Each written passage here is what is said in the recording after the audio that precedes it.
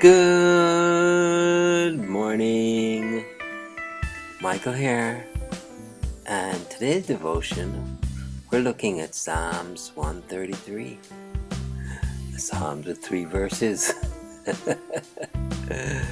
Verse 1: Behold how good and how pleasant it is for brethren to dwell together in unity. It is like the precious ointment upon the head, that ran down upon the beard, even Aaron's beard, that went down to the skirts of his garments, as the dew of Hermon, and as the dew that descended upon the mountains of Zion. For there the Lord commanded the blessings, even life forevermore. Spurgeon exposition on verse 1 goes like this: Behold, it is a wonder seldom seen, therefore behold it. It may be seen, for it is the characteristics of real saints. Therefore fail not to inspect it. It is well worthy of admiration. Pause and gaze upon it. It will charm you into imitation, therefore note it well. God looks on with approval, therefore consider it with attention. How good and holy, pleasant it is for brethren to dwell together in unity. No one can tell the exceeding excellence of such a condition, and so the psalmist uses the word how twice. Behold how good and how pleasant. He does not attempt to measure either the good or the pleasure, but invites us to behold for ourselves. The combination of the two adjectives good and pleasant is more remarkable than the conjunction of two stars in the first magnitude. For a thing be good is good, but for it also to be pleasant is better. All men love pleasant things, and yet it frequently happens that the pleasure is evil.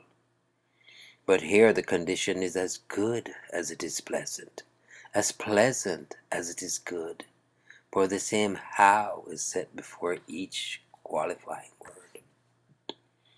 For brethren, according to the flesh, to dwell together is not always wise, for experience teaches that they are better a little apart, and it is shameful for them to dwell together in disunion. They had much better part in peace, alike like Abraham and Lot, than dwell together in envy like Joseph's brother. When brethren can and do dwell together in unity, then is their communion worthy to be gazed upon and sung of in holy psalmody. Such sight ought often to be seen among those who are near of kin, for they are brethren, and therefore should be united in heart and aim.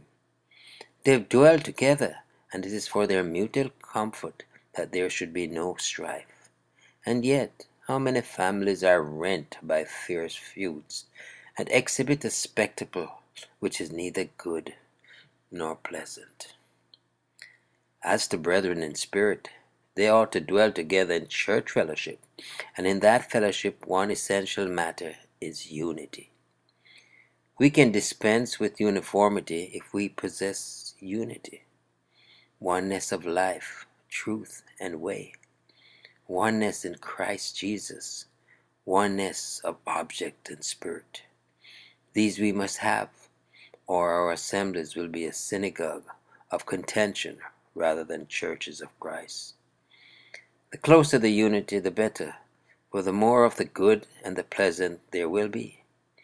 Since we are imperfect beings, somewhat of the evil and the unpleasant is sure to intrude, but this will readily be neutralized and easily ejected by the true love of the saints, if it really exists.